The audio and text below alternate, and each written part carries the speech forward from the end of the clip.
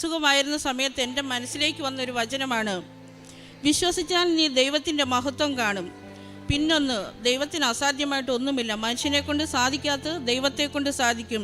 ഈ വചനത്തെ മുറുകെ പിടിച്ചു ഓരോ കീമോയിലും 2-3 ദിവസം ഞാൻ അനങ്ങാതെ, എനിക്ക് എണീക്കാൻ വയ്യാതെ കിടക്കും. പിന്നെ എടുത്ത് ആഴ്ചയിലാണ് എനിക്ക് കീമോ നടന്നുകൊണ്ടിരുന്നത്. ദൈവം എനിക്ക് ശക്തി തരും. 14 കീമോ ആദ്യം പൂർത്തിയാക്കി.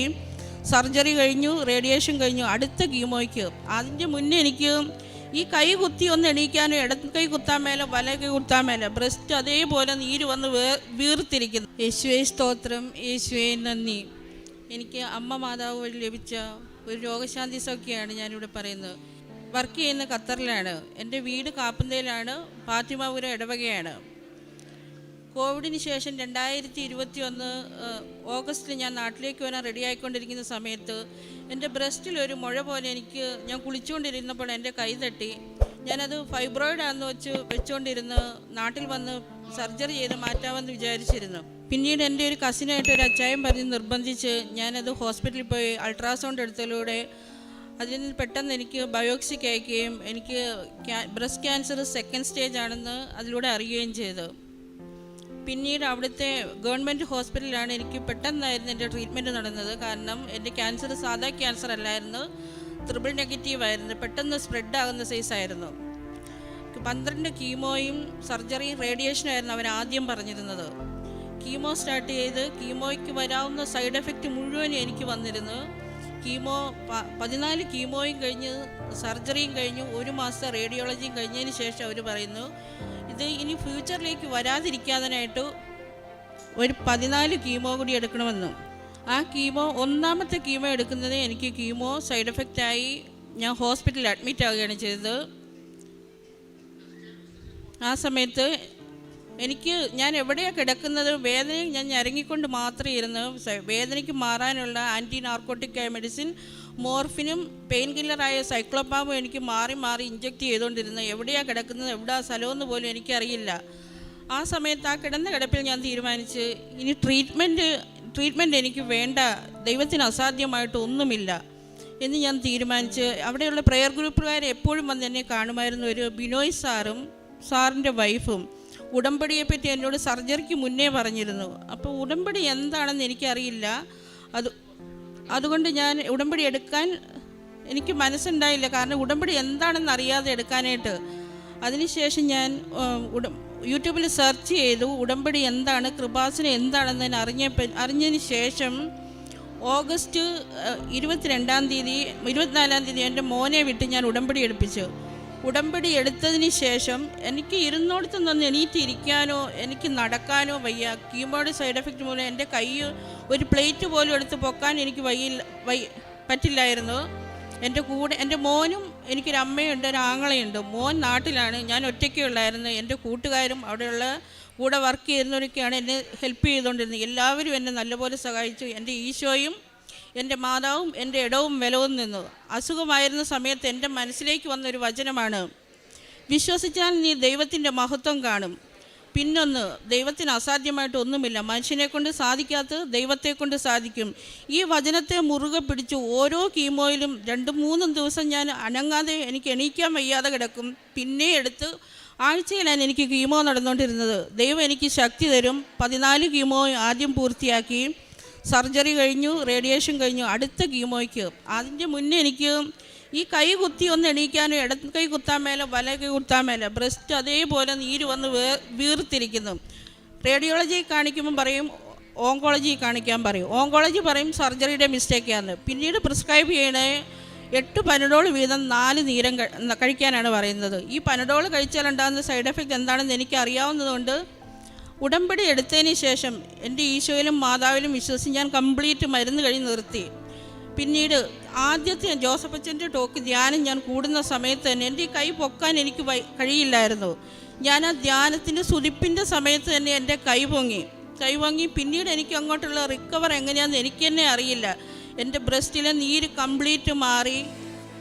കൈകൾക്കെല്ലാം ബലം വന്നത് ഓരോ ടോക്കിനും അച്ഛൻ പറയും, രോഗശാന്തി പ്രാർത്ഥനയുടെ സമയത്ത് നിങ്ങൾ മൈഗ്രെയിൻ ഉള്ളവർ തലയിൽ കൈവയ്ക്കുക, തൈറോയ്ഡ് ഉള്ളവർ തൊണ്ടയിൽ കൈവയ്ക്കുക, ക്യാൻസർ ഉള്ളവർ ബ്രസ്റ്റിൽ, അങ്ങനെ ഓരോ സ്ഥലത്തും. ഞാൻ നോക്കുമ്പോൾ എനിക്ക് മുന്നറുകന്തൽ തൊട്ട് ഉള്ളംകാല് വരെ അസുഖമാണ്. അപ്പോൾ അച്ഛൻ പറയണ കേൾക്കും, സുസ്ഥികയായിട്ട് കൈ പിടിക്കാൻ പറയും.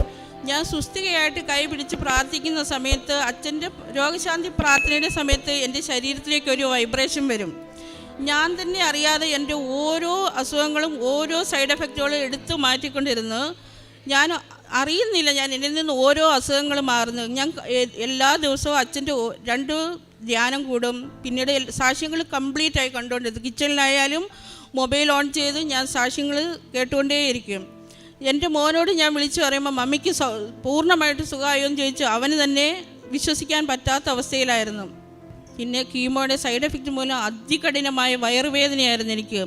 ഒരു ബ്ലാങ്കറ്റ് വയറുമേ മടക്കി വെച്ചാണ് ഞാൻ കിടന്നുകൊണ്ടിരുന്നത്. എനിക്ക് തിരിയാനോ ഒന്നും വയ്യാത്ത അവസ്ഥയിൽ എനിക്കൊരു സിസ്റ്റർ കൊണ്ടുതന്ന്, ലിറ്റി എന്ന പേരുള്ളൊരു സിസ്റ്റർ ഉടമ്പടി ഉപ്പ് കൊണ്ടുതന്ന്. ആദ്യമായിട്ട് എൻ്റെ കയ്യിൽ കിട്ടുന്നതാണ് ഉടമ്പടി ഉപ്പ്.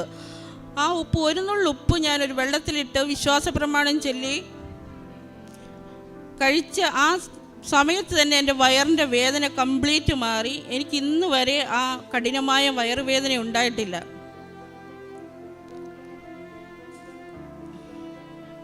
പിന്നീട് ലാസ്റ്റ് നവംബർ 2022 നവംബറിലായിരുന്നു എൻ്റെ ബ്ലഡ് ടെസ്റ്റ് നോക്കിയപ്പോൾ കംപ്ലീറ്റ് എനിക്ക് നെഗറ്റീവായി.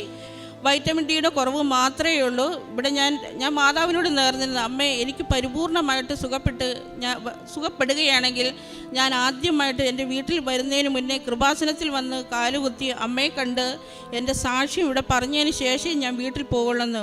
അതനുസരിച്ച് 2023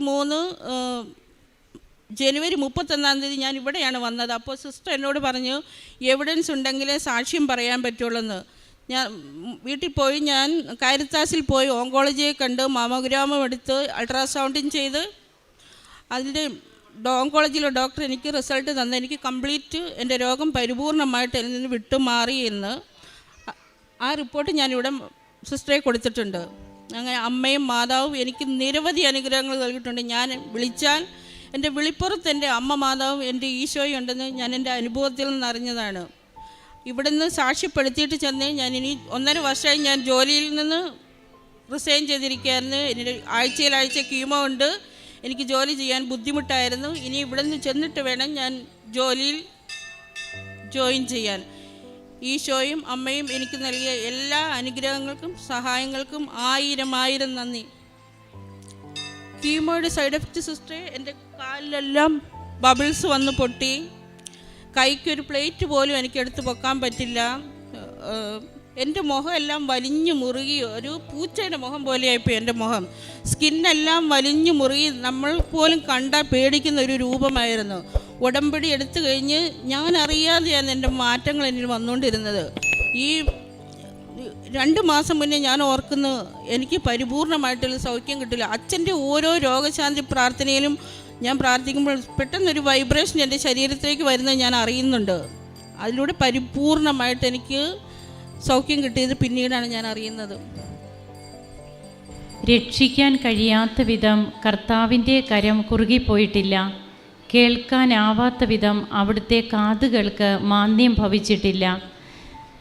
യെശയ്യാ പ്രവാചകൻ്റെ പുസ്തകം 59-ാം അധ്യായം 1-ാം തിരുവചനം ഉദ്ഘോഷിക്കുന്നത് പോലെ ഇവിടെ കൊച്ചുറാണി ജോസഫ് എന്ന ഈ മകളുടെ ബ്രസ്റ്റ് ക്യാൻസർ, അപ്പോഴത് പെട്ടെന്ന് സ്പ്രെഡാകുന്ന ഒരു ക്യാൻസറാണ്. അങ്ങനെയുള്ള അവസ്ഥയിൽ എങ്ങനെയാണ് ഈ മകൾക്ക് സൗഖ്യം ലഭിച്ചത്? ഇത് അൾസറിൻ്റെ കാര്യം എന്തായിരുന്നു? കീമോയുടെ സൈഡ് എഫക്റ്റ് കൊണ്ട് സിസ്റ്റർ, എനിക്ക് അൾസർ വയറുവേദനയാണെന്ന് ഞാൻ എപ്പോഴും അവരോട് ചെന്ന് പറയും. അവർ മൈൻഡ് ചെയ്യില്ല. കീമോയുടെ സൈഡ് എഫക്റ്റ് ആയെന്ന് പറഞ്ഞിരുന്നു. ഒരു രാത്രി പെട്ടെന്ന് എനിക്ക് വയറുവേദന അതിശക്തമായി. ഞാൻ ഓർത്ത് എനിക്ക് സ്ട്രോക്ക് വരും. ഒരു സൈഡ് മൊത്തം ഷിവറിങ് ആയി. ഞാൻ ആംബുലൻസ് വിളിച്ച് ഹോസ്പിറ്റലിൽ ചെല്ലുമ്പോൾ അവർ നോക്കിയിട്ട് ഹാർട്ടിനൊരു പ്രശ്നവും. പിന്നീടാണ് അറിയുന്നത് അൾസർ പൊട്ടി വയറ്റിൽ. അവർ പറയുന്നത് എനിക്ക് എൻ്റെ ആയുസ്സിനൊന്നും പറ്റാത്ത ദൈവത്തിൻ്റെ അനുഗ്രഹം കൊണ്ട് മാത്രമാണെന്ന്.